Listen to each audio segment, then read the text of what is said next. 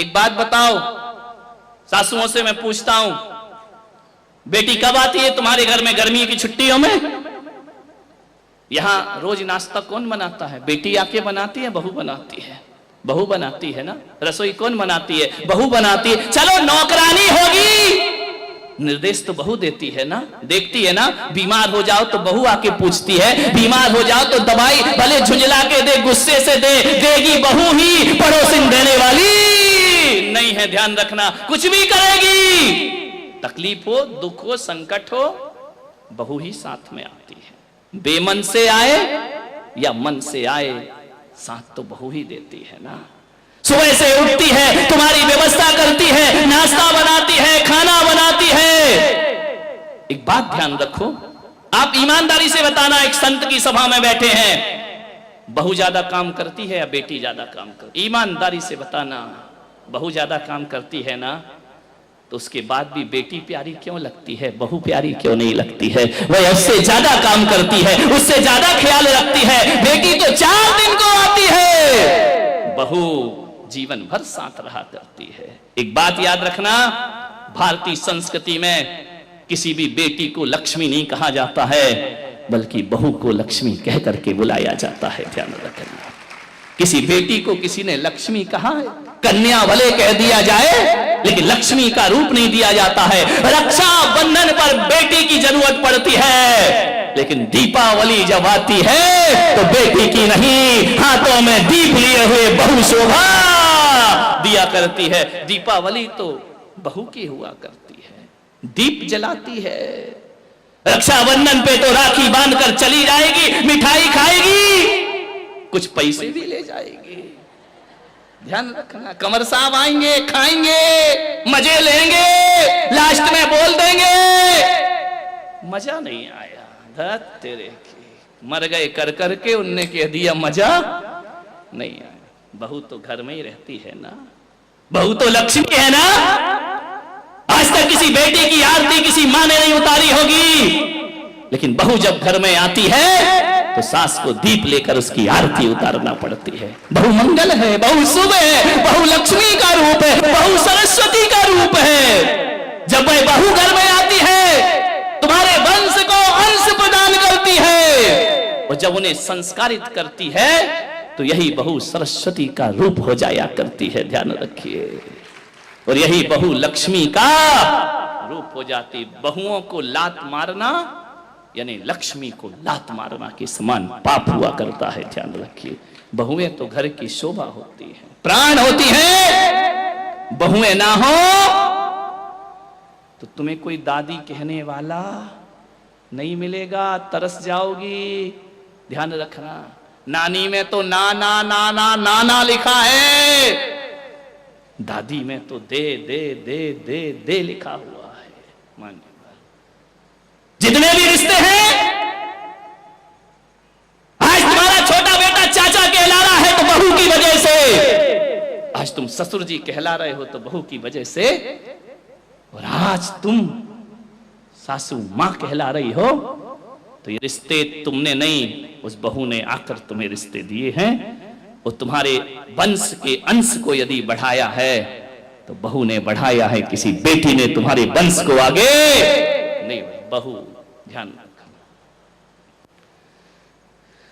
कितनी भी पूजा कर लेना, 1 घंटा पूजा करना मंदिर में, स्वाध्याय करना, सामायिक करना, माला फेरना, भगवान महावीर ने कहा है शरीर और आत्मा में भेद करोगी तो सम्यक दृष्टि हो जाओगी, और बहू और बेटी में भेद करोगी तो मिथ्या दृष्टि हो जाओगी। ध्यान रखना, बहू बेटियों में भेद की रेखा मत खींचिए। कितना भी प्रवचन सुन लो, कितनी भी समाज सेवा कर लो, कितना भी धर्म कर लो, यदि बहू से नफरत करती हो तो आपकी पूजा पाठ सब एक पाखंड है, एक ढोंग है, कुछ नहीं होने वाला, इससे कोई कायाकल्प होने वाला नहीं है। ये पूजाएं तुम्हें स्वर्ग नहीं भेज सकती हैं, ये पूजाएं तुम्हें मोक्ष नहीं ले जा सकती हैं। कितना भी कर लेना, समाज में बड़ी बड़ी माला पहनने से कोई महान नहीं हुआ करता है। हर एक बात याद रखना, ये समाज की मालाएं कोई हकीकत की नहीं हुआ करती हैं, 80% तो धोखेबाजी हुआ करती है। आपसे मैं निवेदन करना चाहता हूं, समाज के सम्मान में कोई व्यक्ति महान नहीं होता है, अपने घर में जो सम्मान पाता है वो दुनिया में महान हुआ करता है। अपनी बहू की नजरों में उठी हो क्या? अपने परिवार की नजरों में अच्छे बने हैं क्या? नहीं बनते हैं। दुनिया की नजरों में महान बन जाओ, कोई कीमत नहीं हुआ करती है। अपने घर की नजरों में ऊपर उठने का प्रयास करिए। मानिए, तकलीफ क्या हो जाती है? बहू लेने तुम ही जाती हो, शादी नहीं होती तो 10 जगह हाथ पैर जोड़ती हो, कुंडली मिलाती हो, मेरे लड़के की शादी करा दो। एक काम करना, युवाओं से मैं कहूंगा, शादी आदि करो ना। कुंडली मुंडली का एक अलग लफड़ा, इस चक्कर में कई कुंवारे घूम रहे हैं। मैं आपसे इतना ही निवेदन करूंगा कि अब की बार कुंडली मिलाओ तो अपनी मत मिलाना, है ना। किसी भी पंडित को दिखाना तो कहना जो लड़की मेरे घर आ रही, देख उससे मेरी मां की कुंडली मिल रही है या नहीं मिल रही है, मेरे पास उसे कितना रहना है। सबसे ज्यादा तो सासू के साथ गड़बड़ घर वहीं से होता है, क्योंकि जो बहू आएगी अधिक से अधिक समय भाई परिवार में गुजारती, तुम्हारे साथ कितना गुजारेगी? सुबह जाओगे थके हारे दुकान जाओगे, शाम को लौटोगे दुकान से, रात को घंटे 2 घंटे बात करोगे, फिर नींद लग जाएगी, फिर चले जाओगे। गड़बड़ तो महाभारत कहां से शुरू होती है? बहुओं से और सासुओं से। मान क्या तकलीफ हो जाती है बहू के आने पर। एक बात बताओ, तकलीफ केवल इतनी है कि एक मां अपने बच्चे को, अपने बेटे को अपने अनुसार पालती है, अपने अनुभव से पालती है, अपने जीवन की दिशा से, दृष्टिकोण से पाल के बड़ा करती है। बच्चा मां के अनुसार पलता है। स्कूल से आता है, मम्मी मेरा बैग कहां है, मम्मी मेरे जूते कहां है, मम्मी मेरे कपड़े कहां है, मम्मी मेरा खाना कहां है। मम्मी को ढूंढता है बच्चा जब तक शादी नहीं होती। ध्यान रखना, मम्मी को ही तो ढूंढता, मम्मी मम्मी हर चीज में मम्मी, बाजार चलना मम्मी, शॉपिंग करना मम्मी। ध्यान रखना, हर जगह मां के साथ घूमता है बच्चा। एक बात याद रखना, हर जगह वह मां को तलाशेगा।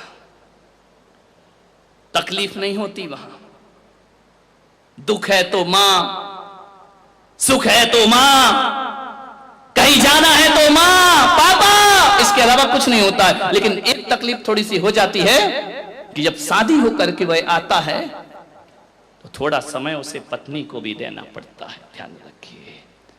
और जब ये समय हमारे समय में से कटने लगता है ना, तो मां को तकलीफ होने लगती है। ध्यान रखिए, ये नेचुरल बातें हैं, प्रैक्टिकली बातें हैं कि पहले आते ही साथ बेटा मां को ढूंढता था, अब बहुत से काम ऐसे हैं जो पत्नी के हवाले हो जाया करते हैं। और जब कोई काम, जब वह आवाज अपनी पत्नी को देता है और मां को नहीं देता, थोड़ी सी तकलीफ हो जाती है भीतर। ध्यान रखना, शादी के बाद जितनी मुश्किल सासू को होती है ना, उससे ज्यादा मुश्किल लड़के को भी हुआ करती है।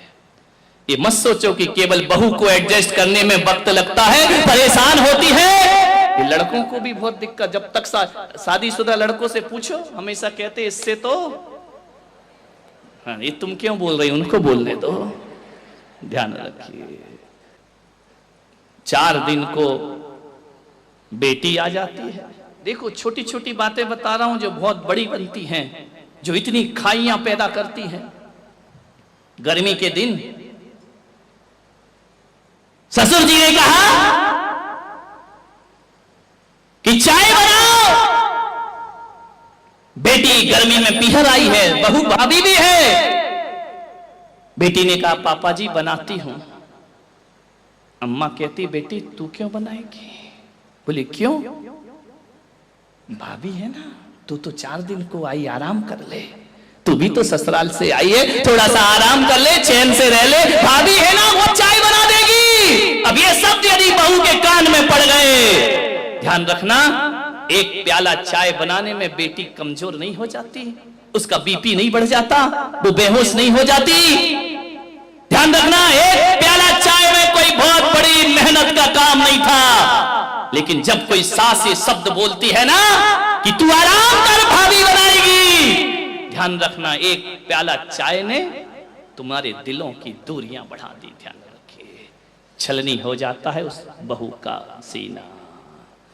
क्या फर्क पड़ता है यदि बेटी बना लेती तो।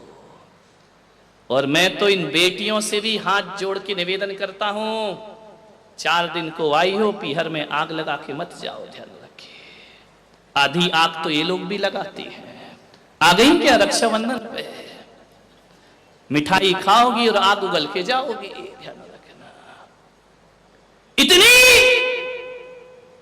समर्पण दिखाती है पीहर में आकर के अपने माँ बाप के लिए, पूरी बिछी जाती, मेरी मम्मी मेरे पापा, मेरी मम्मी मेरे पापा, भाभी तू ये नहीं करती है, भाभी तू सम्मान नहीं करती, भाभी तू इज्जत नहीं करती है। ये 4 शब्द, इतना प्रेम, गजब। ऐसा लगता है कि तुम्हारी मम्मी की शुभचिंतक केवल तुम ही हो।